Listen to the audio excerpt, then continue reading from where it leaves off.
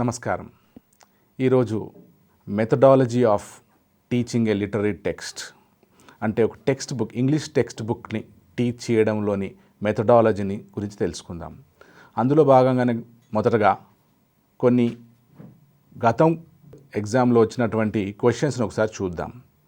General questions. ఒక question ఉంది, for example, in which of the following words H is pronounced అని. అందులో 4 options ఉన్నాయి. HONOUR, HONEST, HOWL, HOUR. అయితే ఇది మన ఆర్టికల్కి సంబంధించినటువంటి క్వశ్చను, ప్రొనౌన్సియేషన్కి సంబంధించినటువంటి క్వశ్చను. ఆర్టికల్స్లో కూడా కొన్ని అడుగుతారు. సో ఇక్కడ ప్రొనౌన్సియేషన్ తీసుకుంటే first honour, honest, and D వచ్చి ఆర్, కానీ సి మాత్రం హెచ్ ప్రొనౌన్స్ చేస్తాం, హాల్ అని. So C is an appropriate answer here. ఇది గత ఎగ్జామ్లో వచ్చినటువంటిది. ఇది ఎందుకు డిస్కస్ చేస్తున్నామంటే, మనకు గతంలోని క్వశ్చన్స్ చూసినట్టయితే ఇప్పుడు సిలబస్ నుండి ఎటువంటి క్వశ్చన్స్ రావచ్చు అనే ఒక అంచనా కోణం రావచ్చు. అందుకని ఇది హెల్ప్ చేస్తుంది. అట్లనే ఇంకో క్వశ్చన్ వచ్చింది గతంలో, one of the following is not a plural అని. ఇది కొద్దిగా ఈజీ క్వశ్చనే. ఆప్షన్ ఏ ఉంది క్యాట్స్, ఆప్షన్ బి బాయ్స్, దాంట్లో BOY తర్వాత అఫెస్టఫీ ఎస్ ఉంది, సిలో బాయ్స్ అఫెస్టఫీ లేదు, డిలో రోజెస్ ఉంది. ఏది ప్లూరల్ కాదు అని అర్థం ఇక్కడ క్వశ్చన్లో. ఇంకొక రిక్వెస్ట్ మన ఎగ్జామ్ తీసుకుంటున్నటువంటి అభ్యర్థులకు ఏంటంటే, మొదటగా క్వశ్చన్ని అర్థం చేసుకోవడం ట్రై చేయాలి ఈ క్వశ్చన్ పేపర్లో. అట్లనే ఆప్షన్స్ని కూడా చాలా జాగ్రత్తగా అర్థం చేసుకొని ట్రై చేసి ఆ తర్వాతనే దాని ఆన్సర్ని సెలెక్ట్ చేయడానికి పూనుకోవాలని నా సూచన. అట్లనే ఇక్కడ చూసినట్టయితే ఏ క్యాట్స్ ప్లూరల్, అది boys C plural, D roses plural, బిలో బాయ్స్ ఎస్ ఉంది కానీ ఎస్కి ముందు అఫెస్టఫీ ఉంది, అంటే ఇది ప్లూరల్ కాదు, ఇది పొసెసివ్ బిలాంగింగ్నెస్. కాబట్టి word that is not a plural from the given words is B. ఇది గతంలో వచ్చినటువంటి క్వశ్చన్. ఇంకో క్వశ్చన్ మనం గమనించినట్టయితే ప్రీవియస్ ఎగ్జామ్స్లో వచ్చింది, when one is looking for the departure of the train in the newspaper, one is అని ఆప్షన్స్ 4 ఇచ్చాడు. Skimming, scanning, looking for information and reading అన్నాడు. సో క్వశ్చన్ అర్థం చేసుకుందాం. When one is looking for the departure of the train in the news పేపర్లో train యొక్క సమయాన్ని గురించి తెలుసుకోవాలంటే ఏ రకమైన రీడింగ్ స్కిల్ని వాడతాడు. న్యూస్ పేపర్ అంటే రీడింగ్ కదా. అయితే సి అండ్ డి చూసినట్టయితే జనరల్ రీడింగ్ అడగడు, ఎందుకంటే జనరల్ రీడింగ్ కాదు అది. He is interested in knowing the timing of the departure of the train. So looking for information, మామూలు ఇన్ఫర్మేషన్ కాదు, పర్టికులర్ ఇన్ఫర్మేషన్. అయితే A and B, skimming and scanning, ఈ 2 reading స్కిల్స్కి సంబంధించినవి. అయితే ఇక్కడ మనకు 2 తెలియాలి, మన టెక్స్ట్లో ఉన్నవి స్కిమ్మింగ్ అండ్ స్కానింగ్. అయితే ఇక్కడ క్వశ్చన్ ఎట్లా అడిగాడు చూడండి. మనకు అక్కడ టెక్స్ట్ బుక్స్లోనేమో మటీరియల్స్లోనేమో వీటి డెఫినేషన్స్ 1-2 ఎగ్జాంపుల్స్ ఇచ్చాడు. అంటే ఇక్కడ దీన్ని అప్లై చేస్తున్నట్టుగా క్వశ్చన్ అడిగాడు. సో న్యూస్ పేపర్లో ట్రైన్ టైమింగ్స్ని కనుక్కుంటున్నాడు కాబట్టి ఇది స్కిమ్మింగా స్కానింగా. అయితే స్కిమ్మింగ్ అంటే you try to get the gist of a text, అంటే ఏదన్నా ఒక పారాగ్రాఫ్ కానీ పేజ్ నుండి కానీ దాని యొక్క సెంట్రల్ ఐడియాని తెలుసుకోవడం స్కిమ్మింగ్ అంటాం. అట్లనే స్కానింగ్ అంటే ఏంటి, ఒక పారాగ్రాఫ్లో కానీ టెక్స్ట్లో కానీ ఒక పర్టికులర్ ఐటమ్ని వెతకడాన్ని స్కానింగ్ అంటారు. సో ఇక్కడ ట్రైన్ యొక్క టైమింగ్స్ని కనుక్కోవడానికి చూస్తున్నాడు కాబట్టి the answer, appropriate answer for this question is B, scanning. ఇంకో క్వశ్చన్ కూడా వచ్చింది గతంలో డిఫరెంట్ ఎగ్జామ్స్లో, presentation of ideas with clarity, connectivity and thoroughness is related to అని 4 ఆప్షన్స్ ఇచ్చాడు. Option A cohesion, option B comparison, option C revision, option D comprehension అన్నాడు. Question అర్థం చేసుకుందాం ఒకసారి. Presentation of ideas with clarity, connectivity and థరోనెస్ అంటే ఇది presentation స్కిల్స్లో ఉన్నది. అందులో కూడా అదేంటి మనం చూస్తాం అన్నమాట ప్రెజెంటేషన్ అంటే. So clarity, connectivity, thoroughness. అంటే కనెక్టివిటీ ఎక్కడ, రైటింగ్ స్కిల్స్కి సంబంధించింది. సో ఇక్కడ ఏమైనా రైటింగ్ కాకుండా ఏమైనా ఉన్నాయని చూస్తే బి కంపారిజన్, అంటే ఏమైనా రెండింటిని పోల్చడం, కాబట్టి అది కాదు. డి కాంప్రిహెన్షన్, అది రీడింగ్ స్కిల్. ఈ 2 తీసేసినట్టయితే కోహెజన్ అండ్ రివిజన్ ఇక్కడ రివైజ్ చేస్తున్నట్టుగా ఏం అనలేదు, జస్ట్ ఇంటర్లింక్ చేస్తున్నాడు. క్లారిటీతో పాటు ఆ ఐడియాకి సంబంధించినటువంటి పాయింట్స్ని కనెక్ట్ చేస్తూ పర్ఫెక్షన్ కోసము చేసే ప్రయత్నం ఏంటిది అని. That is nothing but cohesion. మనం రైటింగ్ స్కిల్స్లో ఒకవేళ గమనించినట్టయితే కోహెజన్ అనే పాయింట్ వస్తుంది. సో ఈ రకంగా క్వశ్చన్ అడిగాడు గతంలో కూడా. సో ఇప్పుడు మనము ఈ టెక్స్ట్ బుక్లోని టాపిక్స్ చదువుతున్నప్పుడే ఒక్కొక్క ఇంపార్టెంట్ కాన్సెప్ట్ వచ్చినప్పుడు మనముగానే ఒక క్వశ్చన్ ఫ్రేమ్ చేసుకుంటే వాళ్ళు ఎట్లాంటి క్వశ్చన్ ఇచ్చినా కూడా మనం ఆన్సర్ చేసే కెపాసిటీ డెవలప్ చేసుకుంటాం. ఇంకొక క్వశ్చన్ చూద్దాం ఇక్కడ. Remedial teaching is essential for అని 4 ఆప్షన్స్ ఇచ్చాడు. Gifted learners A, B any learner with a gap, C slow learners, D good learners అని 4 ఇచ్చాడు. ఒక క్వశ్చన్ అర్థం చేసుకుందాం ఇక్కడ. Remedial teaching is essential. So మనకు ఐడియా ఉండాలి రెమెడియల్ టీచింగ్ అంటే ఏంటి, రెగ్యులర్ టీచింగా కాదా? రెగ్యులర్ అయితే కాదు. రెగ్యులర్ కాకుండా రెమెడియల్ అంటే ఏంటిది? ఇది additional classes, additional teaching facility అన్నమాట. కొద్దిగా అందులో రెగ్యులర్గా మనం టీచ్ చేసే టాపిక్స్ వాళ్ళకి అర్థం కాకపోయినట్టయితే అట్లాంటి వాళ్ళందరికీ ఒక స్పెషల్ టీచింగ్ చేస్తాం.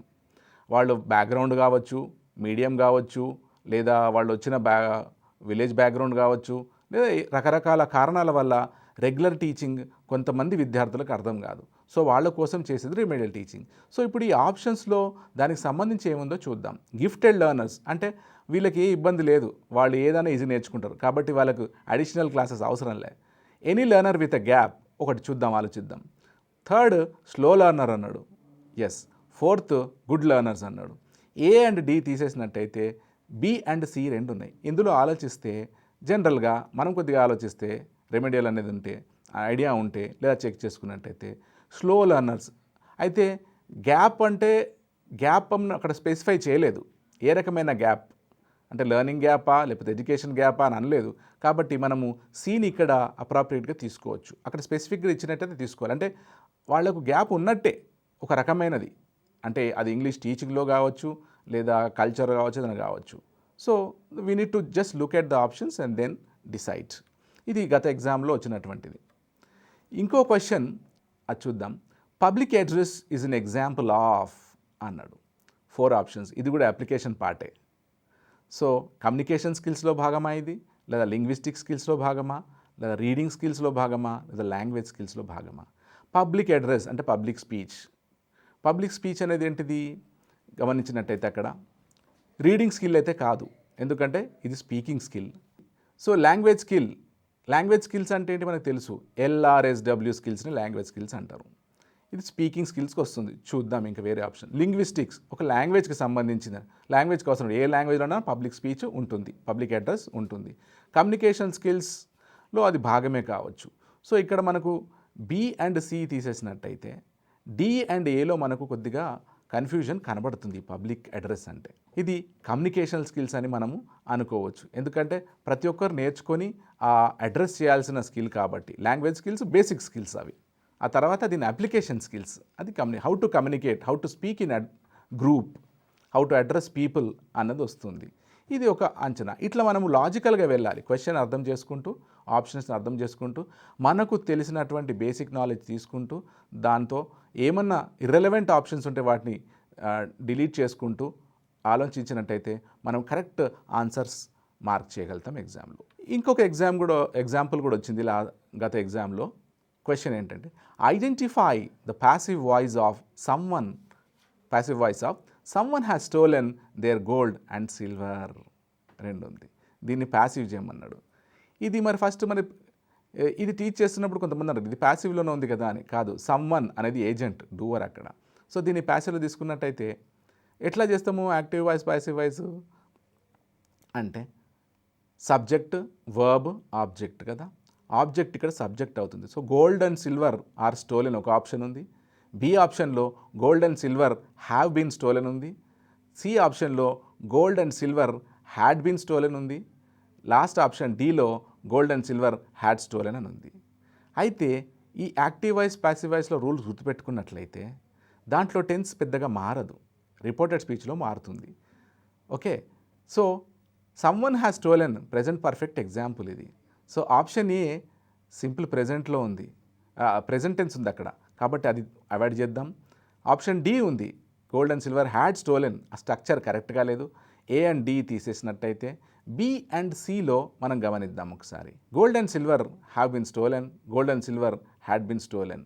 సో ఇక్కడ క్లారిటీ ఇచ్చేది మనకు B option, gold and silver items have been stolen. ఇట్లా మనం కొద్దిగా లాజికల్గా ఆలోచిస్తూ వెళ్ళాలి. ఇప్పుడు చాలాసార్లు కొన్ని పుస్తకాల్లో కొన్ని దీంట్లో ఈ కీ అది ఇచ్చారు ఇది ఇచ్చారు ఇది కాదు కదా అని కూడా చాలామందికి డౌట్స్ ఉన్నాయి. ఇంగ్లీష్ అంటేనే చాలా ప్రాబ్లమ్స్ ఉన్నాయి. అది కాకుండా మనం కూడా మనకున్న నాలెడ్జ్తో లాజికల్గా ఈ రకమైన ప్రాక్టీస్ చేస్తే మనకు వాళ్ళని వీళ్ళని ఫాలో చేయాల్సిన అవసరం లేదు. మనం కూడా జడ్జ్ చేసుకునే కెపాసిటీ రావాలి, ఎందుకంటే రేపు పొద్దున్న టీచ్ చేస్తున్నాం కాబట్టి. ఇంకో క్వశ్చన్ కూడా వచ్చింది గత ఎగ్జామ్లో. What prefix should you use to make honest it's opposite అన్నాడు. హానెస్ట్ అనే వర్డ్కి ఏ రకమైన ప్రిఫిక్స్ పెట్టినట్లయితే దాని ఆపోజిట్ వస్తుంది అనేది క్వశ్చన్. దీంట్లో ఆప్షన్స్ 4 ఇచ్చాడు ప్రిఫిక్సెస్. అన్ అని ఒకటి ఇచ్చాడు, డిస్ అని ఇంకొకటి ఇచ్చాడు, సి యాంటీ అని ఇచ్చినాడు, డి నాన్ అని ఇచ్చినాడు. సో ఇక్కడ మనం జనరల్గా ఆలోచించినట్టయితే, ఇప్పుడు కంగారు పడకుండా ఆలోచించినట్టే, ఆనెస్ట్, డిజానెస్ట్ పర్సన్ వాడుకలో కూడా వాడతాం. అన్ఆనెస్ట్ వినలే మనం, యాంటీ ఆనెస్ట్ వినలేదు, నాన్ ఆనెస్ట్ వినలేదు. అది ఇంకొక లాజిక్. ఒక లాజిక్ అక్కడ తెలిసిపోతుంది డిజానెస్ట్ అని. ఇంకో క్వశ్చన్ కూడా వచ్చింది గత ఎగ్జామ్స్లో. ఇవన్నీ ఎందుకంటే మనకు ఎగ్జామ్ ఇప్పుడు దగ్గరలో ఉంది, కొద్దిగా టెన్షన్ నర్వస్ కూడా ఉండొచ్చు. అందుకని ఈ క్వశ్చన్స్ మనం చూసినట్టయితే ఓహో ఇట్లా వస్తున్నాయా అని తెలిసి మన కాన్ఫిడెన్స్ బూస్టప్ కూడా కావచ్చు. అందుకని మనం కొన్ని ఇంపార్టెంట్ క్వశ్చన్స్ని ప్రీవియస్ ఎగ్జామ్స్లో వచ్చినవి డిస్కస్ చేస్తున్నాం. Choose the correct word to fill in the blank అన్నాడు. ఒక సెంటెన్స్ ఇచ్చినాడు అక్కడ. Kalyanpuri isn't an old colony dash any old buildings అని 4 ఆప్షన్స్ ఇచ్చినాడు. 4 ఆప్షన్స్ చూసినట్టయితే there is no, option A, B there isn't, C there aren't, D are there. So question అర్థమైంది మనకు. ఇక్కడ ఈ కరెక్ట్ వర్డ్ని ఫిక్స్ చేయాలి. వర్డ్ ఫ్రేజ్ ఉంది అక్కడ, వర్డ్ కూడా కాదు, అంటే 2-3 వర్డ్స్ ఉన్నాయి అక్కడ. So Kalyanpuri isn't an old colony dash any old buildings అన్నాడు, ప్లూరల్ ఉంది. అంటే Kalyanpuri is not a old colony, ఇది ఓల్డ్ కాలనీ కాదు, కొత్తదే. Kalyanpuri isn't an old colony and there any old buildings అది చూడాలి. There aren't any old buildings, ఇది కొత్త కాలనీ కాబట్టి అన్ని కొత్త బిల్డింగ్సే. సో సి ఆప్షన్ అప్రాప్రియేట్గా ఉంది. దేర్ ఇజంట్ అంటే సింగిల్కి ఇస్తుంది. There is no any old building, A fit కాదు అక్కడ. Are there any old buildings question mark లేదు. కాబట్టి ఇట్లా 2 రకాలుగా లాజిక్ మనం ఆలోచించినట్టయితే మనం ఈజీగానే చేయగలము. ఎందుకంటే అభ్యర్థులందరికీ కొద్దిగా ఇంగ్లీష్ అంటే చదివినా కూడా, ఇన్ని డిగ్రీలు పాస్ అయినా కూడా కొద్దిగా కంగారు ఉంటుంది. సో ఈ రకమైన కొద్దిగా లాజిక్ అప్లై చేయాలని సూచన. దెన్ ఇంకో క్వశ్చన్ కూడా ఉంది మనం గమనించినట్లయితే. How do you disagree with the negative statement given below? ఒక క్వశ్చన్ ఇచ్చాడు. అంటే కింద ఇచ్చినటువంటి నెగటివ్ స్టేట్మెంట్ని మీరు డిసగ్రీ ఎట్లా, అంటే మీరు ఒప్పుకోరు. సో దానికి ఎటువంటి ఎక్స్ప్రెషన్ వాడతారని చూద్దాం. స్టేట్మెంట్ ఏమి ఇచ్చారు. Didn't you receive my email yesterday, మీకు నా ఈమెయిల్ రాలేదన్నా అని అడుగుతున్నాడు. దానికి ఆన్సర్ ఎట్లా ఉంది. సో ఇది క్వశ్చన్ ట్యాగ్స్కి సంబంధించినటువంటి క్వశ్చన్. మనం క్వశ్చన్ ట్యాగ్స్ మెటీరియల్ ఉంది, స్కూల్ బుక్స్లో ఉన్నాయి, అవి ప్రాక్టీస్ కూడా చేశాము. సో ఇక్కడ చూద్దాం ఏమున్నది. ఫస్ట్ ఒక రూల్ మనం గుర్తుపెట్టుకోవాలి.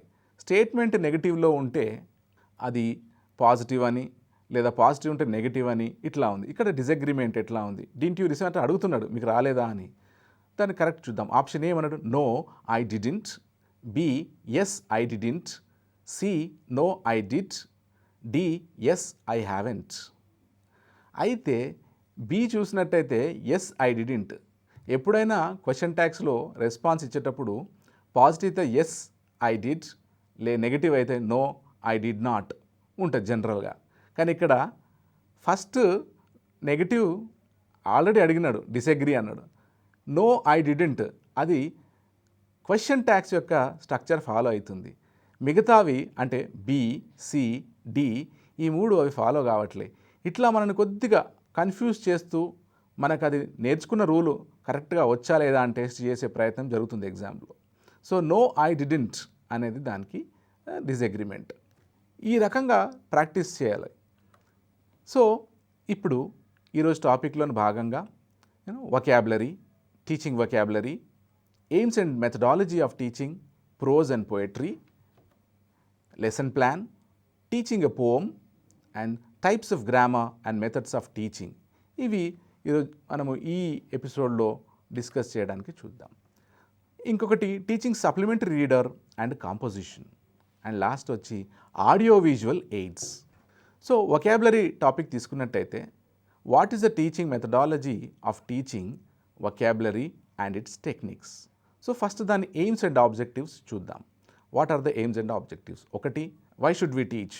వొకాబులరీ అవసరము, అందరికీ vocabulary basic tool.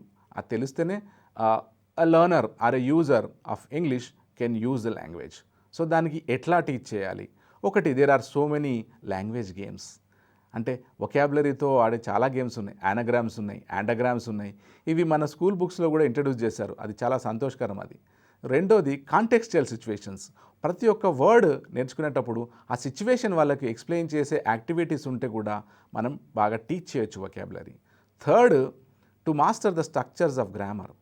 So grammar బాగా నేర్చుకోవాలంటే కూడా ఈ పర్టికులర్ వర్డ్ ఏ వర్డ్ ఎక్కడ వాడాలన్న నాలెడ్జ్ కూడా కావాలి. సో ఇది కూడా ఒక కనెక్షన్. తర్వాత టీచింగ్ ప్రోజ్ అండ్ పోయట్రీ అనే టాపిక్ తీసుకుంటే, అంటే what is the methodology we need to adapt in teaching prose and poetry. ఎట్లా టీచ్ చేయాలి?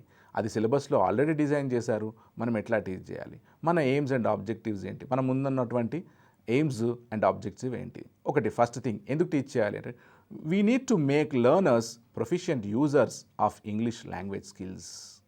మన ఈ నేర్చుకునే విద్యార్థులందరూ ఇంగ్లీష్ లాంగ్వేజ్ స్కిల్స్ అంటే LRSW స్కిల్స్ని చాలా నైపుణ్యంతో వాడేటట్టు తయారు చేసే బాధ్యత మన మీద ఉంది. అందుకే ఈ ప్రోజ్ అండ్ పోయట్రీలో ఉద్దేశం కూడా. ఇప్పుడు ఇంకొక points, why are some poems included in English readers అని ఒకటి ఉంది. చూద్దాం ఎందుకు పోయమ్స్ ఎందుకు పెట్టారు. పోయట్రీ, ఎందుకంటే పోయట్రీ కొద్దిగా అర్థం కావడం కష్టమే. కొన్ని పోయమ్స్ ఈజీగా అర్థమవుతాయి, కొన్ని చాలా కష్టం. ఎందుకు అంటే, ఒకవేళ ఇక్కడ ఇట్లాంటి క్వశ్చన్స్ కూడా మనం, ఇది క్వశ్చన్ లాగానే ఉంది ఈ టాపిక్ ఇక్కడ. టు టీచ్ పోయటిక్ వర్డ్స్ అంటే ఆ కవిత్వంలో, ఇంగ్లీష్ కవిత్వంలోని ఆ వర్డ్స్ వేరే ఉంటాయి, ఆ వర్డ్స్ నేర్చుకోవడం కోసం. And to let peoples learn meter and prosody అంటే ఒక పోయం రాయడంలోని ఎటువంటి రకమైన వేరే స్టైల్స్, రైమ్స్కి మీటర్ అవన్నీ ఎట్లా, అంటే ఎన్ని లైన్స్ ఉండాలి, యతి ప్రాస అని తెలుగులో ఎట్లా ఉంటుందో ఈ మీటర్ ఇవి కూడా ఎట్లా వాడాలి అని అది స్టూడెంట్స్ కూడా చెప్పాల్సిన అవసరం ఉంటుంది. మూడోది, to help peoples to read them and enjoy అంటే విద్యార్థులు ఇంగ్లీష్ పోయంని చదవగలగడ, మళ్ళీ వాటిని అర్థం చేసుకుని దాన్నో భావాన్ని తెలుసుకుని ఎంజాయ్ చేయగలగాలి.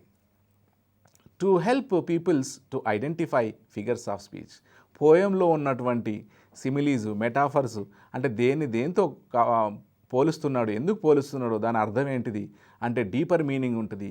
ఇవన్నీ తెలుసుకోవడం కోసం మనం టీచ్ చేయాల్సిన అవసరం ఉంది. సో ఇట్లా వీటిని 4 రకాల క్వశ్చన్స్ అడిగే అవకాశం ఉంది, which is one of the important aspect in teaching poetry. ఎందుకు టీచ్ చేయాలనే దాంట్లో చూసినట్టయితే, ఇంకొక పాయింట్ తీసుకున్నట్లయితే, to understand spoken English and passages in English. ఎందుకు టీచ్ చేయాలి మనం ప్రోజ్ అండ్ పోయట్రీ అంటే, వాడుక భాష స్పోకెన్ ఇంగ్లీష్ ఇది చాలామందికి ఉన్నటువంటి ఇబ్బంది. సో ఈ prose and poetry teach correct చేస్తే వాళ్లకు ఈ స్పోకెన్ ఇంగ్లీష్ అనే ఇబ్బందులు ఉండవు. అట్లనే ఒక ప్యాసేజ్ని అర్థం చేసుకునే స్కిల్స్ కూడా డెవలప్ చేసుకుంటారు. ఇంగ్లీష్ భాషలో ఉన్నటువంటి ప్రొనౌన్సియేషన్ అంటే సౌండ్స్ ఇన్ ఇంగ్లీష్ అది తెలుసుకుంటారు. తర్వాత స్ట్రెస్ అండ్ ఇంటర్నేషన్ అంటే యాక్సెంట్ అంటాం, అది తెలుసుకుంటారు ఇవి టీచ్ చేయడంతో ప్రోజ్ అండ్ పోయట్రీ. మళ్ళీ meanings with reference to context ఇవి కూడా మనం చెప్పొచ్చు. ఆ మీనింగ్స్ ఏంటి, ఈ సిచ్యువేషన్ ఏంటి అని చెప్పొచ్చు. ఇవి మనము ఇప్పటివరకు తెలుసుకున్నటువంటి ఎందుకు ప్రోజ్ టీచ్ చేయాలి, ఎట్లా టీచ్ చేయాలి, పోయట్రీ ఎట్లా టీచ్ చేయాలి, ఎందుకు టీచ్ చేయాలి, ఆ లర్నర్ బెనిఫిట్ కోసం మనం ఏ రకమైన మెథడ్స్ వాడాలి అని టీచ్ చేయడమే ఈ methodology of teaching literary text ఒక ముఖ్య ఉద్దేశ్యం. Now will go to AIIMS and objectives of teaching speaking skills. ఈ స్పీకింగ్ స్కిల్స్ ఎందుకు చెప్పాలి, ఎట్లా చెప్పాలి, చెప్పిన తర్వాత ఆ బెనిఫిషరీస్ అంటే లెర్నర్స్కి ఆ స్కిల్స్ వస్తున్నాయా లేదా అని తెలుసుకోవాలి. దానికి ఒక ఇంపార్టెంట్ అది తెలియాలి, మనకు ఆబ్జెక్టివ్ తెలియాలి. సో ఒకటి ఫస్ట్ పాయింట్ తీసుకుందాం. Meanings of words, phrases and sentences తెలవడం కోసము వాళ్ళకి ఇబ్బంది ఉంటాయి లెర్నర్కి. ఈ వర్డ్స్ మీనింగ్ ఏంటి అని, అట్లనే ఫ్రేజెస్ మీనింగ్ ఏంటి, సెంటెన్స్ మీనింగ్ ఏంటి అని. సో టీచరు ఒక రకమైన టెక్నిక్స్ వాడుతూ చెప్పినట్లయితే, వాళ్ళతో కొన్ని యాక్టివిటీస్ చేయిస్తున్నట్లయితే, ఫర్ ఎగ్జాంపుల్ డిక్షనరీ వాడడం కానీ, రకరకాల డిక్షనరీస్, ఫ్రేజెస్కో డిక్షనరీ ఉంది, వర్డ్స్కో డిక్షనరీ ఉంది, అవి వాడడము, వాళ్ళకు అవసరమైనటువంటి వాటి వర్డ్స్ యొక్క మీనింగ్స్ నేర్చుకోవడము, ఇవన్నీ నేర్చుకునే మెలకువల్ని టీచర్ చెప్పాల్సిన అవసరం ఉంటుంది ఇక్కడ. రెండోది టోన్ ఆఫ్ ద స్పీకర్. అంటే అర్థం చేసుకోవడానికి ఏంటి, స్పీకర్ ఎవరు, ఆ లెసన్లో ఎవరైతే మాట్లాడుతున్నారో వాళ్ళ టోన్ ఏంటి, అంటే అలాగే ఎమోషన్ ఏంటి, బాధ గురించి చెప్తున్నారా, సీరియస్ పాయింట్ చెప్తున్నాడా, మెసేజ్ ఇస్తున్నాడా అనేది, హిస్టారికల్ పాయింట్ చెప్తున్నాడా, అది అర్థం చేసుకునే మనం టీచింగ్ కూడా చేయాల్సిన అవసరం ఉంటుంది. అంటే for example tone of the speaker అన్నప్పుడు ఫాలింగ్ టోనా, రైజింగ్ టోనా, డైవ్ అంటే which expresses the emotion of the speaker. ఇవి ఫాలింగ్ టోన్ అంటే any normal polite statement falling tone అంటాం. రైజింగ్ టోన్ కొద్దిగా a command, an argumentative sentence or angry sentence, ఇవి tone rise అవుతుంటుంది, సేమ్ వర్డ్.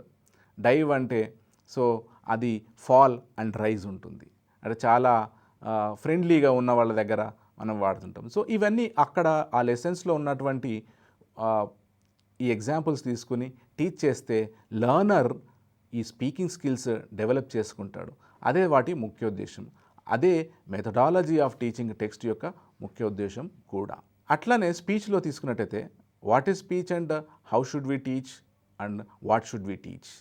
ఈ methodology అంటే ఇదే, ఆల్ WH క్వశ్చన్స్. ఎట్లా టీచ్ చేయాలి, మంచి లెసన్ని ఎట్లా టీచ్ చేయాలి, ఎందుకు టీచ్ చేయాలి, అండ్ వాళ్ళ బెనిఫిట్ కోసం ఏ రకమైన మెథడ్స్ వాడాలి అనేది మెథడాలజీ యొక్క ఉద్దేశం. So appropriate pauses in speech, ఇది క్లాస్లో ప్రాక్టీస్ చేస్తున్నప్పుడు కొన్ని యాక్టివిటీస్ని కానీ, ఆ ప్రోజ్ పోయట్రీ టాపిక్స్ని కానీ చేస్తున్నప్పుడు ఆ స్పీచ్లో ఎక్కడ ఆపాలి, ఆ comma, full stop, colon, next paragraph, next stanza, అవన్నీ టీచర్ చెప్పాల్సిన అవసరం ఉంటుంది. అప్పుడే ఆ యొక్క లిటరేచర్ యొక్క బ్యూటీ లర్నర్కి తెలుస్తుంది, ఇంగ్లీష్ లాంగ్వేజ్ యొక్క బ్యూటీ తెలుస్తుంది, భయం పోయి వాళ్ళు చాలా హాయిగా నేర్చుకుంటారు. సో అది మెథడాలజీ యొక్క ముఖ్య ఉద్దేశం. రెండోది ఫ్లూయెన్సీ. చాలామంది అభ్యర్థులకంటే విద్యార్థులకి ఇది ఒక ప్రాబ్లం కూడా, ఫ్లూయెన్సీ ఉండదు చాలామంది, ఎస్పెషల్లీ తెలుగు మీడియం స్టూడెంట్స్ చాలామంది మెజారిటీ ఉంటారు మన దగ్గర. అందరికీ కార్పొరేట్ స్కూల్లో చదివే అవకాశాలు లేవు కాబట్టి అక్కడ ఏదో కొద్ది నేర్చుకుంటారు, ఇబ్బందులు ఉంటాయి. ఆ ఫ్లూయెన్సీ చెప్పే మెథడ్స్, ఏవేవి యాక్టివిటీస్ వాళ్ళ ఫ్లూయెన్సీని పెంచుతాయో అనే దాన్ని కూడా మెథడాలజీలో యాడ్ చేస్తాము. అందుకే ఈ టీచరు అట్లాంటి యాక్టివిటీస్ తీసుకొని వాళ్ళకి ప్రాక్టీస్ చేయించాల్సిన అవసరం ఉంటుంది. రెండోది సీక్వెన్సింగ్ ద ఐడియాస్. ఒక మాట్లాడాలంటే స్పీకింగ్లో ఐడియాస్ని ఎట్లా ఆర్డర్లో పెట్టాలి, ఏది ఫస్ట్ రావాలి, ఏది సెకండ్ రావాలి అనే ప్రాక్టీస్ కూడా ఈ యాక్టివిటీస్ ఆల్రెడీ టెక్స్ట్ బుక్లో అవన్నీ డిజైన్ చేశారు మటీరియల్ ప్రొడక్షన్ టీమ్. సో వాటిని టీచరు ఇంప్లిమెంటేషన్ అథారిటీ అన్నమాట. అది బుక్ మాత్రం కరెక్ట్గానే వచ్చింది, కానీ క్లాస్ రూమ్లో దాన్ని ప్రాక్టీస్ చేయించేది టీచర్ బాధ్యత. సో ఇంప్లిమెంటేషన్ అథారిటీ అంటే టీచరే. కాబట్టి teacher what kind of a method, కొన్నిసార్లు మెథడాలజీ మార్చాల్సి కూడా వస్తుంది, కొన్నిసార్లు ప్రాక్టికల్ మెథడ్స్, న్యూయర్ మెథడ్స్ కూడా వాడాల్సి వస్తుంది based on the standard and interest of the students. మూడోది వచ్చి how to teach reading comprehension. What are the reading comprehension elements that we need to teach, how to teach, so that a learner can get the skill of reading ability and comprehension abilities. చూద్దాం, reading comprehension ఎందుకు చేయాలి. First of all student అడగొచ్చు మనల్ని, అది question కూడా అడగొచ్చు. ఎందుకు అంటే రేపొద్దున స్కూల్ అయిపోయిన తర్వాత ఈ విద్యార్థులు ఏదో రకమైన ఉద్యోగం కొరకు ఎగ్జామ్స్ రాయొచ్చు, హైయర్ ఎడ్యుకేషన్ కొరకు ఎగ్జామ్స్ రాయొచ్చు. అన్నింటిలో మన యొక్క రీడింగ్ స్కిల్ టెస్ట్ చేస్తారు.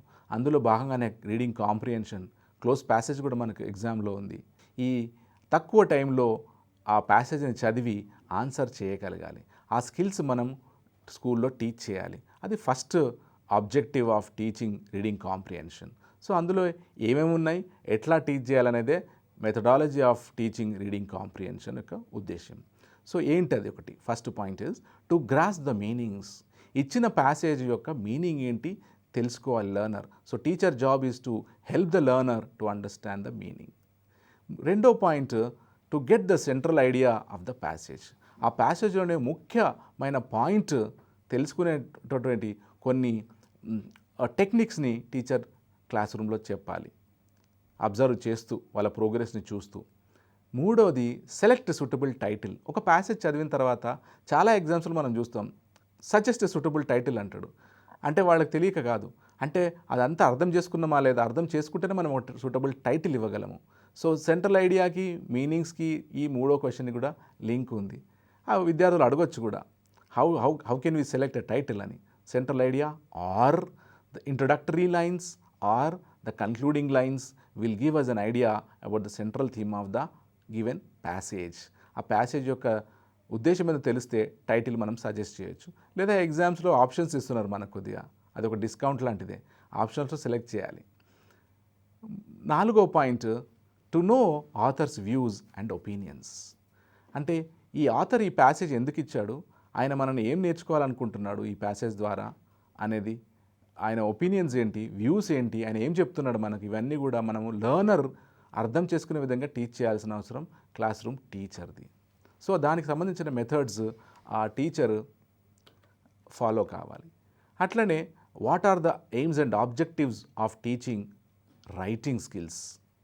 రైటింగ్ ఉంది, దీన్ని ఎందుకు టీచ్ చేయాలి, ఎట్లా టీచ్ చేయాలి, ప్రోగ్రెస్ ఎట్లా చూడాలి, ఎందుకు టీచ్ చేయాలి ఫస్ట్ ఎగ్జాంపుల్ అని కొన్ని క్వశ్చన్స్ రావచ్చు, చెప్పలేము.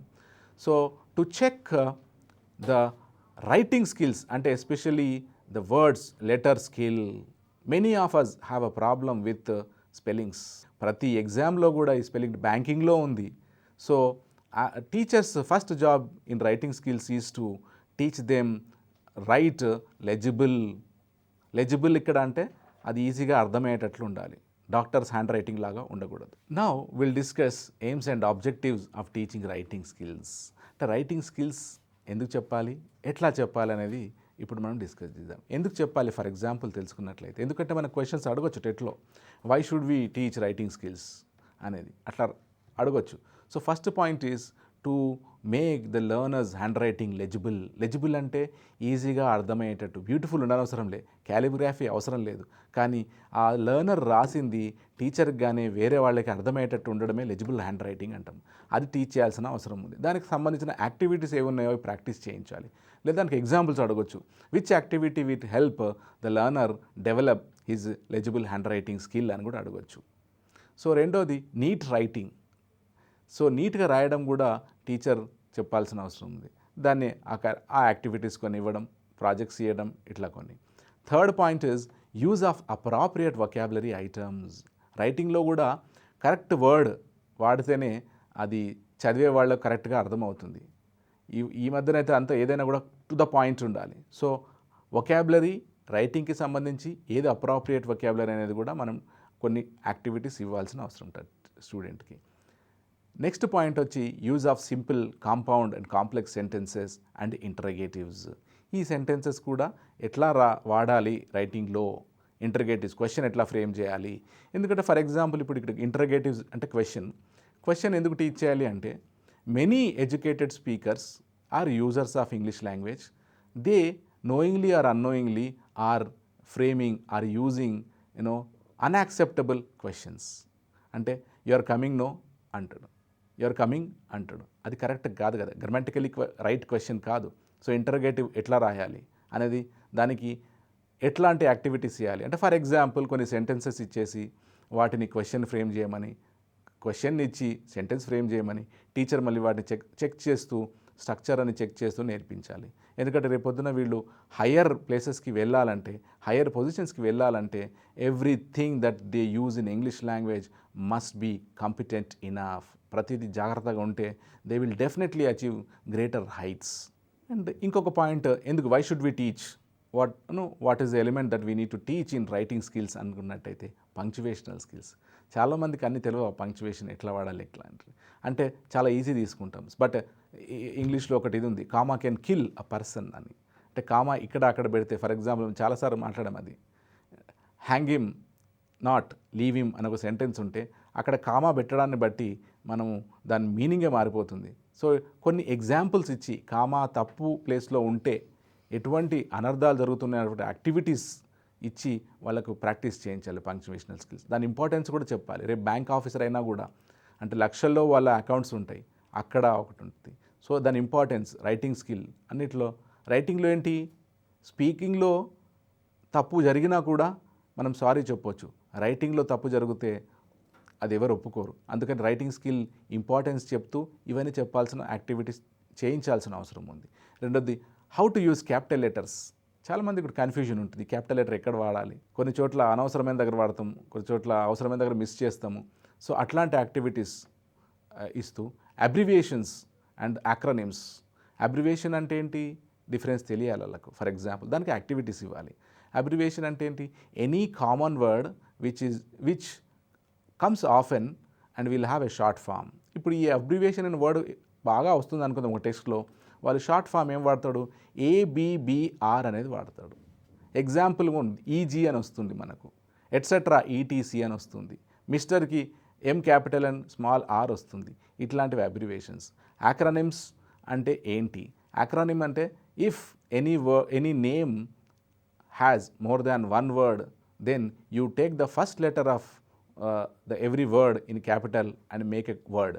అంటే ఫర్ ఎగ్జాంపుల్ మనము టీఎస్ ఉంది తెలంగాణ స్టేట్, ఆర్టీఏ ఉంది రోడ్ ట్రాన్స్పోర్ట్ అథారిటీ. అవి కామన్ కాబట్టి ప్రతిసారి రిపీట్ చేయకుండా, టెట్ ఉంది టీచర్ ఎలిజిబిలిటీ టెస్ట్, ఇది యాక్రోనిమ్. చాలామంది కన్ఫ్యూజన్ ఉంటుంది. సో ఇట్లా కొన్ని ఎగ్జాంపుల్స్ ఇస్తూ టీచ్ చేయాల్సిన అవసరం ఉంటుంది. ఎందుకు అంటే they will learn, they will enjoy and at the same time they will use the language competently when they go for the higher levels. అట్లనే కామా కాలన్స్ కూడా అట్లా వాటికి చాలా యాక్టివిటీస్ టీచ్ చేయాలి.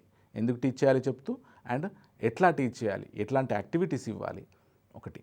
And then use of conjunctions, linkers, ఇది ఇంకొక point. ఈ conjunctions ఎట్లా వాడాలి, అండ్, ఆర్, బట్, లింకర్స్, ఇవన్నీ ఎట్లా వాడాలి, ఎక్కడ వాడాలి అది చెప్పి యాక్టివిటీస్ చేయించాలి. ఏ రకమైన యాక్టివిటీస్ టెక్స్ట్ బుక్స్లో ఉంటాయి, కొన్ని టీచర్ కూడా కొన్ని సొంతగా చేస్తే టీచింగ్ ఎఫెక్టివ్గా ఉంటుంది. ఇప్పుడు ఎగ్జామ్లో కూడా అడగొచ్చు, apart from the activities that are there in the textbook, అంటే what activities you can plan అని. అంటే టెక్స్ట్ బుక్స్లో లేనటువంటి ఏమన్నా మీరు ప్లాన్ చేయగలరా, రైటింగ్ స్కిల్స్ కానీ స్పీకింగ్ స్కిల్ అని అడగొచ్చు. డైరెక్ట్ క్వశ్చన్స్ లేవు, అవి మనం కాన్సెప్ట్ని అర్థం చేసుకుంటేనే ఆ క్వశ్చన్స్ని ఆన్సర్ చేయగలము. సో అట్లా మనకు కొన్ని అప్లికేషన్ పార్ట్ క్వశ్చన్స్ కూడా వచ్చే అవకాశం ఉంది. ఇంకొకటి స్పెల్లింగ్స్, ప్రిఫిక్సెస్, సఫిక్సెస్, ఇవి కూడా టీచ్ చేయాల్సింది. What are prefixes and suffixes. Prefixes మనకు తెలిసిందే, a common word that comes before the word and makes some meaning or change in the meaning. Suffix, common word that comes at the end. So prefix అంటే for example ఇందాక కూడా మనం తీసుకున్నాం అట్లా unacceptable, అన్ అనేది ఒకటి. సఫిక్స్ అంటే ఎండ్లో వచ్చేది. ఇట్లా ఇవన్నీ ఎగ్జాంపుల్స్ తీసుకుని టీచ్ చేయడం. And techniques and types of writing, ఈ మెథడాలజీలో భాగంగా organisation of ideas in a paragraph or essay. అంటే రైటింగ్లో ఇంకొకటి కొద్దిగా హయ్యర్ లెవెల్లో ఏంటిది టీచ్ చేయాల్సింది, ఎట్లా టీచ్ చేయాలనేది పారాగ్రాఫ్. ఒక పారాగ్రాఫ్లోని ఐడియాస్ని ఎట్లా ఆర్డర్లో పెట్టాలి, వన్ ఆఫ్టర్ ద అదర్. అట్లానే ఎస్సేలోని పారాగ్రాఫ్స్ కానీ ఐడియాస్ కానీ ఎట్లా ఆర్డర్లో పెట్టాలి, వీటికి ఎగ్జాంపుల్స్ ఇచ్చుకుంటూ దెన్ కొన్ని యాక్టివిటీస్ చేయించినట్లయితే రేపు ఈ విద్యార్థులు ఎటువంటి కాంపిటేటివ్ ఎగ్జామ్ రాసినా కూడా సక్సెస్ఫుల్ అవుతారు. Then proverbial expansions, writing skill develop చేయడానికి ప్రావర్బ్ ఇచ్చి దాని మీనింగ్ని ఎక్స్ప్లెయిన్ చేయమని అన్నారనుకోండి, ప్రావర్బల్ ఎక్స్పాన్షన్, అది సామెతల్ని. అట్లనే నోట్ టేకింగ్, నోట్ మేకింగ్, మన గత ఎగ్జామ్లో వచ్చింది కూడా note taking and note making exam. Note టేకింగ్కి వాట్ ఈజ్ నోట్ టేకింగ్ అంటే taking points or notes from a text. మనం లైబ్రరీలో కూర్చొని కానీ, ఇప్పుడు గ్రూప్ 1, గ్రూప్ 2 టెట్ అభ్యర్థులు, గురుకుల అభ్యర్థులు లైబ్రరీలో కానీ ఇంట్లో కూర్చొని మెటీరియల్ తీసుకొని నోట్స్ తయారు చేస్తున్నారు, నోట్ టేకింగ్ అది. నోట్ మేకింగ్ అంటే మనం డైరెక్ట్గా ఒక లెక్చర్ కానీ స్పీచ్ కానీ వింటున్నప్పుడు అది పాయింట్స్ నోట్ చేయడం నోట్ మేకింగ్. సో అట్లా కొన్ని ఎగ్జాంపుల్స్ ఇచ్చి which category this activity comes under, ఇది నోట్ టేకింగా నోట్ మేకింగా అంటాడు. ఆ డెఫినేషన్ తెలుసుకుంటే మన వీలైతే కొన్ని ఎగ్జాంపుల్స్ మనం చేయగలిగితే ఈ ఎగ్జామ్లో ఈజీగా మనం సక్సెస్ కాగలం. ఇంకోటి టెక్నిక్స్ అండ్ టైప్స్ ఆఫ్ రైటింగ్స్లో ఒకటి మెథడ్స్ అనేది కొన్ని టాపిక్స్ కూడా ఉన్నాయి. ఒకటి precis writing, letter writing. Letter రైటింగ్లో ఫార్మల్ అండ్ ఇన్ఫార్మల్, తర్వాత కాంపోజిషన్, తర్వాత డిక్టేషన్. ప్రిసీ రైటింగ్ చాలా ఇంపార్టెంట్ యాక్టివిటీ. చాలా హై లెవెల్ ఎగ్జామ్స్లో ఈ ప్రిసీ రైటింగ్ పెడతాడు. ప్రిసీ అంటే మనకు తెలిసిందే, English word precise and French term ఉంటుందో ప్రిసీ అంటారు, అంటే షార్ట్. అక్కడ స్ట్రెస్ మార్క్ కూడా ఉంటుంది జనరల్గా మనం గమనించినట్లయితే. సో అంటే ఒక ఇచ్చిన ఎస్సేని కానీ ఒక పారాగ్రాఫ్ని కానీ 1/3 తగ్గించాలి without changing it's central meaning. అంటే ఆ పారాగ్రాఫ్లోని ముఖ్యమైన పాయింట్స్ని తీసుకుని మన ఓన్ లాంగ్వేజ్లో తక్కువ చేసి రాయాలి. అంటే 1/3 చేయాలి, 3 వంతులు తగ్గించాలి. ఎట్లా తగ్గించాలి? There are certain rules that are there in our textbooks also. అంటే ఎగ్జాంపుల్స్, రిపీటెడ్ పాయింట్స్ అవన్నీ అవాయిడ్ చేస్తూ, ఎక్కడైతే ఆ ప్యాసేజ్లో చాలా వర్డ్స్ వాడిండు, మన ఒకాబులరీ కరెక్ట్గా ఉంటే ఆ 3-4 పదాలకి ఒకటే వర్డ్ మనం వాడే ఒకాబులరీ మన దగ్గర ఉంటే దాన్ని చేయొచ్చు. So precis is very important activity. So activities ఇస్తే, సో ఇక్కడ అడగొచ్చు ప్రిసీ. లాస్ట్ టైం కూడా అడిగారు క్వశ్చన్ ప్రిసీ గురించి. What is one of the important points one should follow in making a precis అని. అంటే ప్రిసీ చేయడంలో భాగాలు ఏంటంటే అవి చాలానే ఉన్నాయి అక్కడ. ఫస్ట్ చదివి అండర్లైన్ చేసుకుంటే ఇంపార్టెంట్ పాయింట్స్, ఎగ్జాంపుల్స్ కానీ రిపిటీషన్స్ కానీ అవాయిడ్ చేస్తూ ఆ పాయింట్స్ని తీసుకుని రఫ్లో రాసి ఆ వర్డ్స్ని 1/3 ప్యాసేజ్ ఆఫ్ ద ఒరిజినల్ లాగా మన ఓన్ లాంగ్వేజ్లో రాసి దాన్ని మళ్ళీ చెక్ చేయాలి. ఈ రఫ్ వర్క్లో అండ్ ఒరిజినల్ ప్యాసేజ్లో థీమ్ అదే ఉందా లేదా చెక్ చేసిన తర్వాత స్పెల్లింగ్స్, గ్రామర్, వొకాబులరీ అంతా చెక్ చేసిన తర్వాత బాగుందన్నప్పుడు మళ్ళీ నీట్ డ్రాఫ్ట్ చేస్తాం. నీట్ డ్రాఫ్ట్ చేసి దానికి ఒక టైటిల్ సెలెక్ట్ చేస్తాం. మళ్ళీ బాటంలో బ్రాకెట్లో టోటల్ నెంబర్ ఆఫ్ వర్డ్స్ రాస్తాం. అక్కడ ఒరిజినల్ ప్యాసేజ్లో టోటల్ నెంబర్ ఆఫ్ వర్డ్స్ ఇస్తారు. ఒరిజినల్లో 90 ఉందనుకుంటే మనం చేసింది కొద్దిగా అప్రాక్సిమేట్లీ 28 కానీ 32 కానీ కావచ్చు. సో అట్లా అప్రాక్సిమేట్ ఉండాలి. అంటే because it's not like mathematics. అది చేయడము. అయిన తర్వాత రఫ్ డ్రాఫ్ట్ని స్ట్రైక్ ఆఫ్ చేయడం. ఈ రఫ్ డ్రాఫ్ట్ కూడా మెయిన్ షీట్లోనే చేస్తాం. ఇవి కొన్ని పాయింట్స్ ప్రిసీ రైటింగ్లో. సో ప్రిసీ మీద ఏదైనా ఒక క్వశ్చన్ రావచ్చు. What is the importance of rough draft in making precis అని అడగవచ్చు. ఇట్లా ఈ పాయింట్స్ని ప్రతి ఒక్క పాయింట్ రైటింగ్ మెథడ్స్లో, రైటింగ్ స్కిల్స్లో ఉన్నవి క్వశ్చన్ అవతారం ఎత్తొచ్చు అక్కడ ఎగ్జామ్లో. ఆ పాయింట్ ఆఫ్ వ్యూలో చదవాలి అని ప్రిపేర్ కావాలి.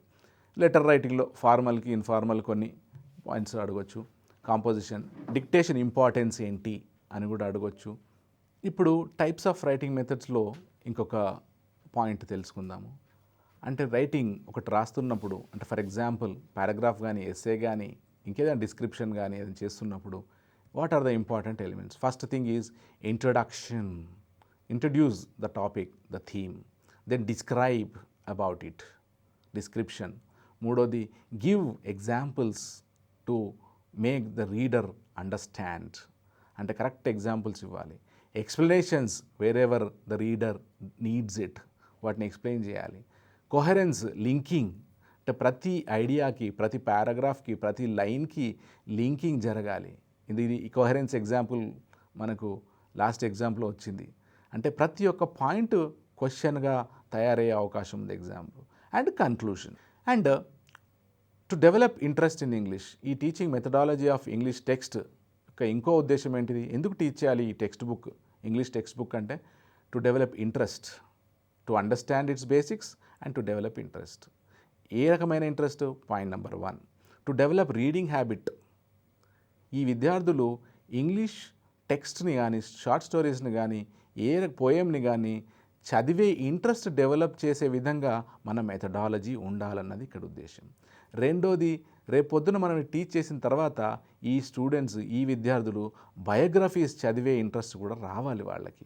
బయోగ్రఫీస్ అంటే జీవిత చరిత్రలు, ఫేమస్ పర్సనాలిటీస్వి, especially India or state level or international, young achievers, ఇట్లా అందరివి. అది టీచింగ్ ఇంగ్లీష్ మెథడాలజీ యొక్క ముఖ్య ఉద్దేశము. రెండోది, how to read a newspaper, why should I read a newspaper and how can I understand, and how can I understand magazines, and how can I read school magazines, how can I write articles for school magazines, how can I use dictionaries. ఇవన్నీ కూడా ఈ teaching మెథడాలజీలోని important ఎలిమెంట్సే. అంటే teacher class రూమ్లో చెప్పే ప్రతి ఒక్క పద్ధతి, methodology ఈ స్టూడెంట్కి ఇంట్రెస్ట్ పెరిగే విధంగా ఉండాలి. తర్వాత lesson plan and the steps involved in it. ఇది అందరూ బిఎడ్ క్వాలిఫైడ్ కాబట్టి వాళ్ళందరికీ తెలిసిందే. దానికి సంబంధించిన కొన్ని క్వశ్చన్స్ కూడా వచ్చే అవకాశం ఉంటుంది. For example we are just discussing some important points. Sequence of events. Lesson ప్లాన్లో ఏముంటుంది, ఏం టీచ్ చేయాలి, నేను ఏ రోజు చేయాలి, ఎట్లా టీచ్ చేయాలి, దాని ఆబ్జెక్టివ్ ఏంటి, కన్క్లూజన్ ఏంటి, రిజల్ట్ ఏంటి, ఆ రిజల్ట్ రాకపోతే ఏం చేయాలి అనేదంతా ట్యాబులర్ ఫామ్ మనకు తెలిసిందే. దెన్ టీచింగ్ ఐటమ్, ఏం టీచ్ చేయాలి స్పెసిఫిక్గా ఆ సిచ్యువేషన్ ప్రకారంగా, అదొకటి ఇంపార్టెంట్ పాయింట్ టీచింగ్ ప్లాన్లో. And examples and vocabulary, what kind of examples I should give and what kind of vocabulary I should use in making a teaching plan or lesson plan. ఇంకో point ఇందులో ఉంది, questions to be asked. Teaching plan చేసిన తర్వాత questions ఏమొస్తాయి practical, మనం ఆ teaching plan చేసి మళ్ళీ టీచ్ చేస్తున్నప్పుడు ఏ రకమైన డౌట్స్ లెర్నర్స్ అడిగే అవకాశం ఉంటుంది, అది కూడా ప్లాన్లో రావాలి. లేకపోతే వాళ్ళు అడిగినప్పుడు మన దగ్గర ఆన్సర్ ఉండదు. సో అది టీచింగ్ ప్లాన్ యొక్క ఇంకో ఉద్దేశం. ఇంకోటి methods and techniques to be employed in teaching. ఏ రకమైన మెథడ్ వాడాలి, ఏ రకమైన టెక్నిక్ వాడాలి. Technique is an integral part of method. మెథడ్లో ఒక భాగము టెక్నిక్. సో ఇవి ఎట్లాంటివి వాడాలి అనేది కూడా లెసన్ ప్లాన్లో మనం మెన్షన్ చేస్తాం. ఏ లెసన్ చెప్తున్నారు, ఎందుకు చెప్తున్నారు, ఎవరికి బెనిఫిట్ వస్తుంది, రాకపోతే ఏంటి, ఇవన్నీ క్వశ్చన్స్ అక్కడ అన్నీ వస్తుంటాయి. సో ఈ టీచింగ్ లెసన్ ప్లాన్ మనకు తెలిసిందే. ఎందుకు అంటే to teach properly, effectively, so that the learner, the beneficiary gets a good knowledge of the topic that we teach. Teaching aids, ఏ రకమైన టీచింగ్ ఎయిడ్స్ వాడుతున్నాం. స్కూల్లో మనం బ్లాక్ బోర్డ్ అంటాము, చార్ట్స్ అంటాము, కొన్ని విజువల్ పిక్చర్స్ ఉన్నాయి, ఫ్లాష్ కార్డ్స్ ఉన్నాయి. ఇప్పుడు మన గవర్నమెంట్ ఆఫ్ తెలంగాణ చాలా రకమైన ఫెసిలిటీస్ కూడా ఇస్తున్నారు. రూరల్ స్టూడెంట్స్కి బెనిఫిట్ అయ్యే కొత్త టెక్నాలజీని కూడా స్కూల్స్లో ఇంట్రడ్యూస్ చేయడానికి ప్రయత్నాలు చేస్తున్నారు. సో అవన్నీ ఏంటివి, ఎట్లా వాడాలి అనేది కూడా మన లెసన్ ప్లాన్లో ఉంటుంది. రెండవది ఇచ్చి the methodology to be used adapted in teaching a poem. అంటే ఒక ఇంగ్లీష్లోని పోయంని ఎట్లా టీచ్ చేయాలి, ఎందుకు టీచ్ చేయాలి, స్టూడెంట్స్కి ఏం అర్థం కావాలి అంటే ఫస్ట్ పాయింట్ తీసుకున్నట్టయితే learner should be able to read the poem. ఆ పోయం మనం చదవడమే, టీచర్ చదవడమే కాదు, ఆ విద్యార్థి కూడా దాన్ని పోయం చదివే రెసిటేషన్ యొక్క రూల్స్ తెలుసుకుని తనకు తానుగా చదివి దాన్ని ఎంజాయ్ చేస్తూ, అర్థం చేసుకుంటూ, దానిలో ఉన్న మీనింగ్ని తెలుసుకునే బాధ్యత క్లాస్ రూమ్ టీచర్దే. మళ్ళీ రిథమ్, ప్రతి పోయంలో ఒక రిథమ్ ఉంటుంది. తెలుగు లిటరేచర్లో ఉన్నట్టు ఇంగ్లీష్ లిటరేచర్లో కూడా ఉంటుంది. సో ఆ రిథమ్ అంటే ఫర్ ఎగ్జాంపుల్ మనం శ్రీశ్రీ గారిది ఇంకా వేరే కొన్ని పద్యాలు తీసుకున్నట్టు అది చదువుతుంటే మ్యూజిక్ అవసరం లే, ఆటోమేటిక్ వస్తూనే ఉంటుంది. సో అట్లా ఆ రిథమ్ కూడా ఎక్స్ప్లెయిన్ చేయాలి వాళ్ళకి, దెన్ దే విల్ అండర్స్టాండ్. లేకపోతే ఇది అర్థం కావట్లేదు. రెండోది థీమ్, ప్రతి పోయంకి ఒక చాలా డీప్ మీనింగ్ థీమ్ ఉంటుంది. ఆ థీమ్ ఎట్లా తెలుసుకోవాలనేది కూడా మనం టీచింగ్ మెథడాలజీలో భాగమే. మళ్ళీ ఫిగర్స్ ఆఫ్ స్పీచ్, ఈ సిమిలీ, మెటాఫర్స్ ఏమేమి ఉంటాయి, ఎక్కడెక్కడ కంపేర్ చేస్తున్నాడు, దీని అర్థం ఏంటి, దాని అర్థం ఏంటి, లిటరేచర్లో, పోయిటరీలో మీనింగ్స్ మారుతుంటాయి. Then what is our other objective, to develop poetic interest. అర్థం చేసుకోవడమే కాకుండా లెర్నర్ ఈ పోయిటరీ మీద ఇంట్రెస్ట్ కూడా డెవలప్ చేసుకునే విధంగా మన మెథడాలజీ ఉండాలని ఇంకొక పాయింట్. ఎందుకు ఇంట్రెస్ట్ వచ్చి ఏం చేయాలి, learner should be able to read anthologies. Anthologies అంటే కలెక్షన్ ఆఫ్ పోయమ్స్. ప్రతి పోయట్ చాలా పోయమ్స్ రాస్తాడు, వాటిని చదివే ఇంట్రెస్ట్ రావాలి. మన టెక్స్ట్ బుక్లో ఉన్న ఒకటే పోయం, సరోజినీ నాయుడు పోయం కానీ ఇంకొకరి పోయం కానీ చదివేస్తే అది అయిపోయినట్టు కాదు. ఆ టీచింగ్ మెథడాలజీ ఎట్లా ఉండాలంటే, ఆ సరోజినీ నాయుడు పోయం అయిపోయిన తర్వాత a learner must be able to go to the library and read her other poems. So దానికి ఏం చేయాలి, దానికి అసైన్మెంట్ ఇస్తారా, క్లాస్ వర్క్ ఇస్తారా, లైబ్రరీ వర్క్ ఇస్తారా, రకరకాల మెథడ్స్ ఫాలో అవుతూ కొన్ని కొత్త టెక్నిక్స్ కూడా మనం అడాప్ట్ చేయొచ్చు. ఇంకోటి బయోగ్రఫీస్ ఆఫ్ పోయట్స్.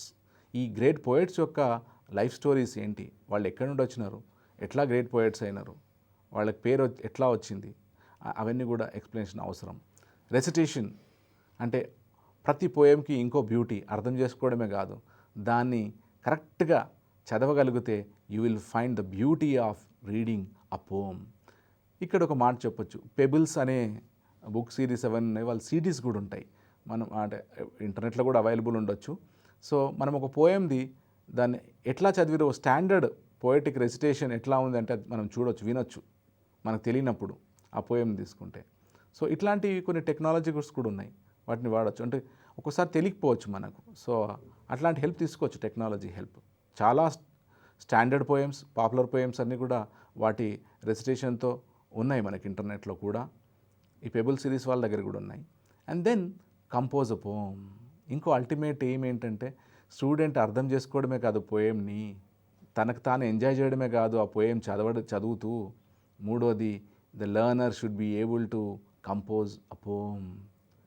సమాజంలో జరుగుతున్నటువంటి ఆయనకి ఇంట్రెస్ట్ ఉన్నటువంటి వాటి మీద ఆయన కూడా, ఆ విద్యార్థి కూడా ఇంగ్లీష్లో ఫ్యూ పొయటిక్ లైన్స్ రాసేటట్టు తీర్చిదిద్దడమే టీచర్ యొక్క ముఖ్యోద్దేశము. మెథడాలజీ కూడా అదే విధంగా ఉండాలి. Then teaching grammar. What is grammar, how should we teach అనేది పాయింట్ ఇక్కడ. What are the problems, difficulties that we face as a teacher of English in teaching grammar, ఇది ఇంకొక మాట. సో ఇవన్నీ తీసుకున్నట్లయితే ఆ సిలబస్ అండ్ అవర్ ఆబ్జెక్టివ్స్ ఇవి. సో గ్రామర్ రైటింగ్ స్కిల్స్లో వస్తుంది, స్పోకెన్ స్కిల్లో వస్తుంది. సో ఎక్కడ ఇంగ్లీష్ వాడినా కూడా గ్రామర్ వస్తుంది. So basic grammars, communicative grammar, spoken ఇంగ్లీష్కి సంబంధించిన గ్రామర్ అన్నీ అవసరంలే, దానికి సంబంధించింది రైటింగ్ స్కిల్స్ సంబంధించింది.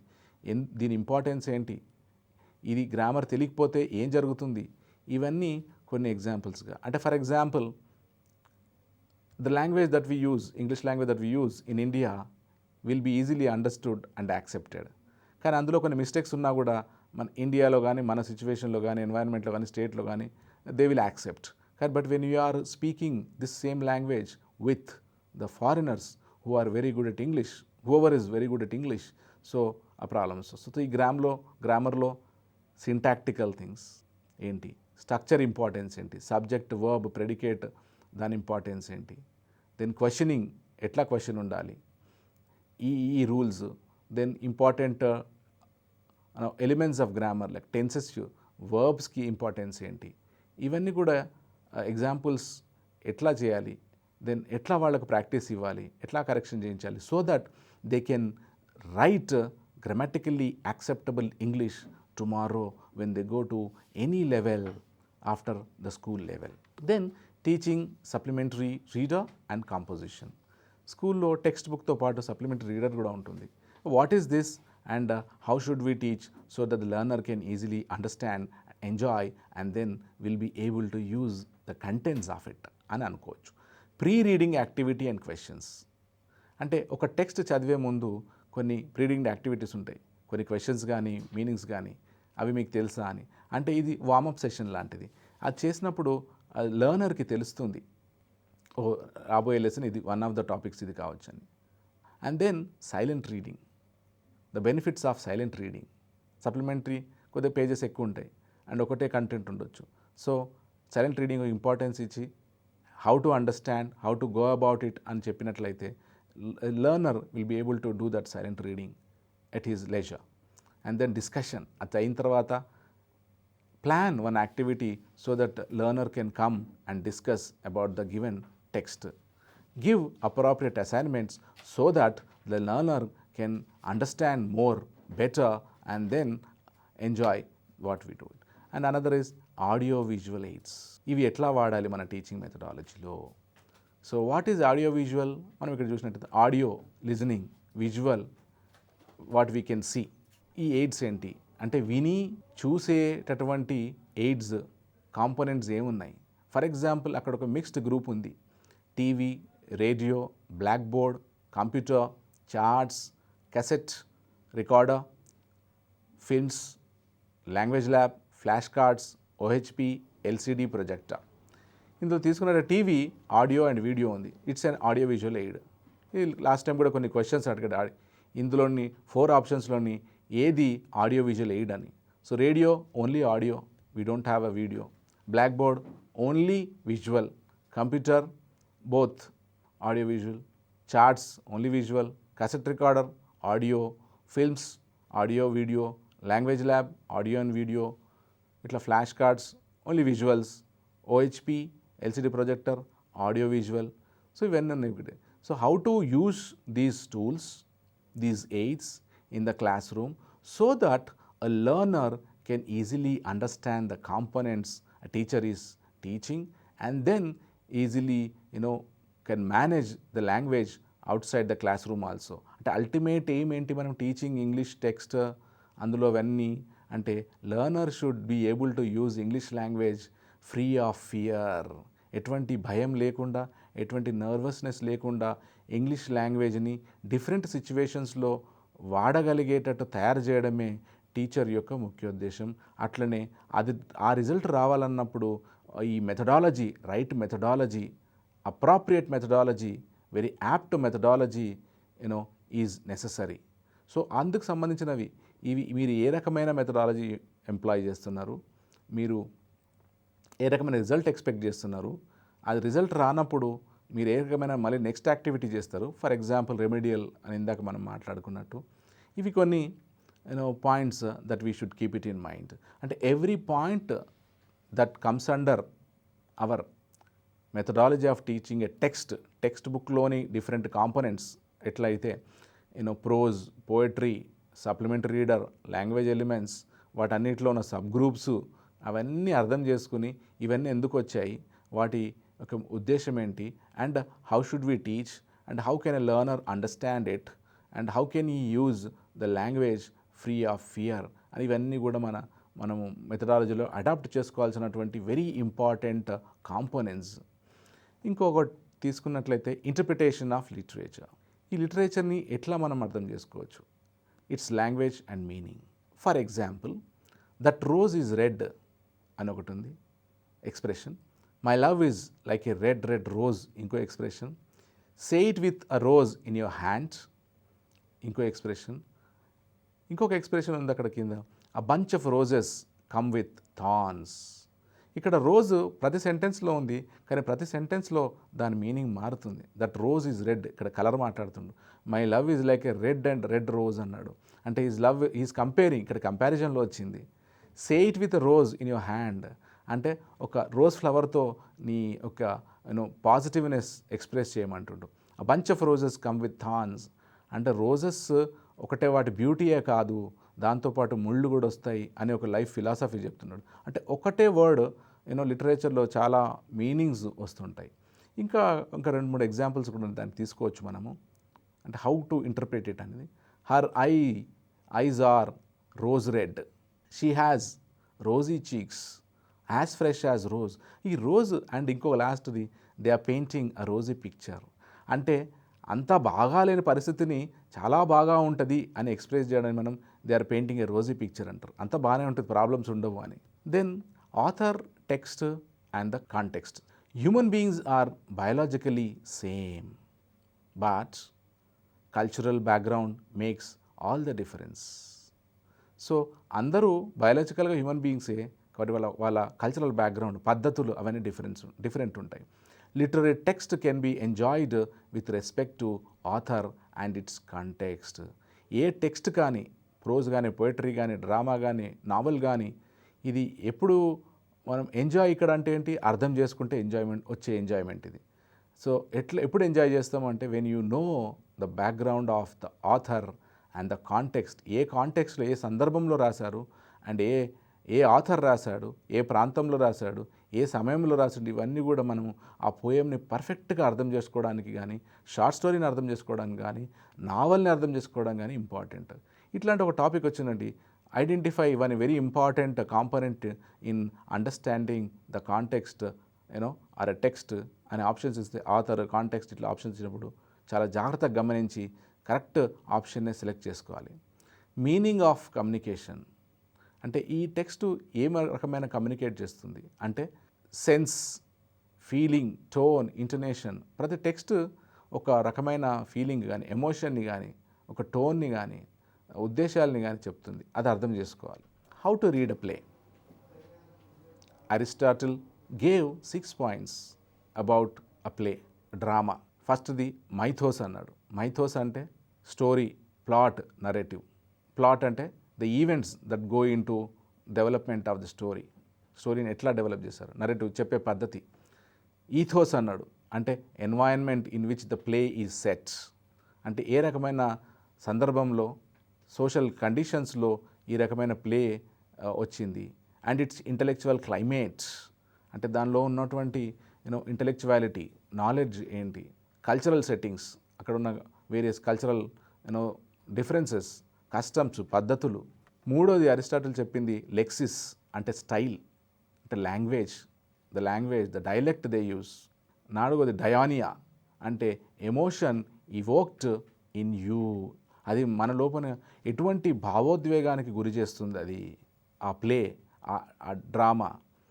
ఐదోది ఆప్సిస్ అంటే ఆప్సిస్ ఆరిజిన్ తీసుకుంటే ఆప్టికల్, కనబడేది ఏంటి డ్రామాలో స్టేజ్ సెట్టింగ్.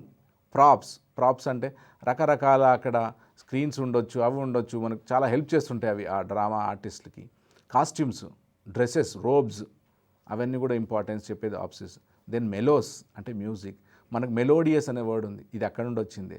సో ప్లేలో మ్యూజిక్ ఇంపార్టెన్స్ ఉంది, లైట్స్ ఇంపార్టెన్స్ ఉంటుంది, డ్రెస్సెస్ ఇంపార్టెన్స్ ఉంటుంది, లాంగ్వేజ్ ఇంపార్టెన్స్ ఉంటుంది, ఎమోషన్ కూడా కరెక్ట్గా రావాలి, అది లైవ్ కాబట్టి. సో ఇప్పుడు ఇంటర్ప్రిటేషన్ ఆఫ్ పోయట్రీని ఏ విధంగా అర్థం చేసుకోవచ్చు, to know the internal theme, to enjoy the beauty of it's emotion. అంటే దాంట్లో ఏమేమి తెలుసుకున్నట్లయితే మనము ఈ పోయట్రీని అర్థం చేసుకుంటాం అండ్ ఎంజాయ్ చేస్తామంటే దాంట్లో ఉన్నటువంటి ఇమేజరీ అంటే ఆ పోయం చదవగానే మనకు ఒక మెంటల్ పిక్చర్ రావాలి, విజువల్ పిక్చర్ రావాలి, ఓ ఇది దీని గురించి ఉంది అని.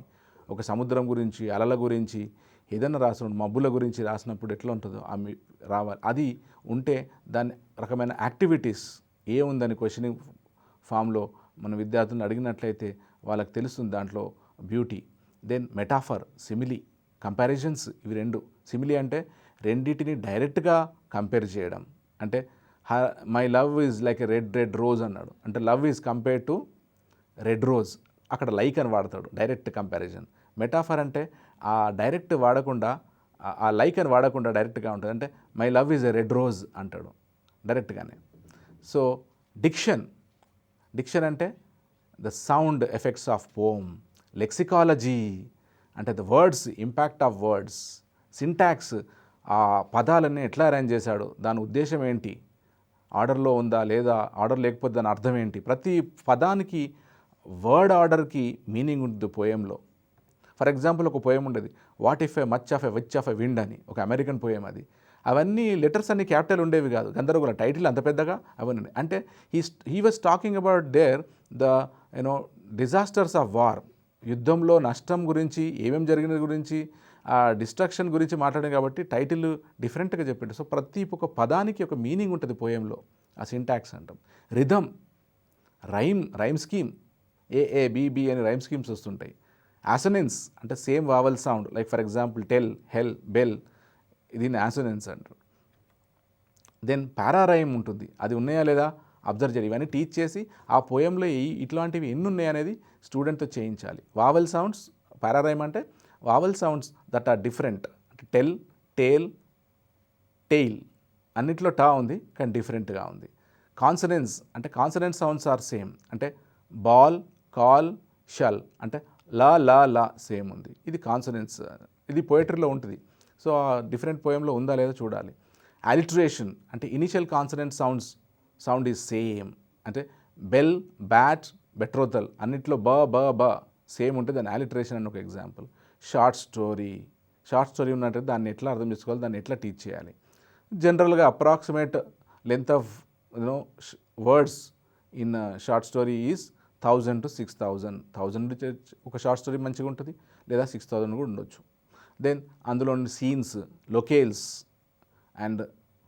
అంటే అక్కడ ఏ రకమైన బ్యాక్గ్రౌండ్ చూపెట్టాడు, అంటే ఫర్ ఎగ్జాంపుల్ రైల్వే స్టేషన్లో జరిగిన షార్ట్ స్టోరీ ఉండొచ్చు మొత్తం, లేదా కాఫీ షాప్లో జరిగేది ఉండొచ్చు, ఇంటి దగ్గర జరిగింది, హోమ్ది సంబంధించి ఉండొచ్చు, ఒక రోడ్డు మీద జరిగిన ఇన్సిడెంట్ కావచ్చు short story.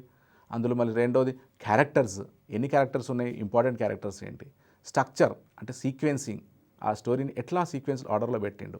Point of view అంటే ఆ షార్ట్ స్టోరీ రైటర్ ఏం చెప్పాలనుకుంటున్నాడు. ఇట్లా నేను లాస్ట్ కూడా తీసుకున్నట్లయితే నావల్, నరేటివ్ అంటే telling a story in connected sequence. దాంట్లో ఉన్న ఈవెంట్స్ ఎన్ని, ఆ టైం అంటే ఏ సంవత్సరంలో, ఏ శతాబ్దంలో జరిగిన ఈవెంట్ అది, దానికి కాజెస్, దాన్ని కాజాలిటీ కూడా అంటాం, అంటే అది ఎందుకు జరిగింది, రీజన్స్ ఏంటి, అంటే which is the binding principle, అంటే ఆ స్టోరీ జరగడం మొత్తానికి అదే రీజన్ అక్కడ. Then characters. సో ఇట్లా మనం తీసుకున్నట్టయితే when we are teaching a literary text, whether it is short story, poem, or a novel, play, our language skills, what are the points that we are teaching and how we should teach అనేది methodology of teaching a text యొక్క ఉద్దేశం. అవన్నీ అర్థం చేసుకున్నట్లయితే TET ఎగ్జామ్లో మనము చాలా ఈజీగా అర్థం చేసుకుని సక్సెస్ఫుల్ కావచ్చు.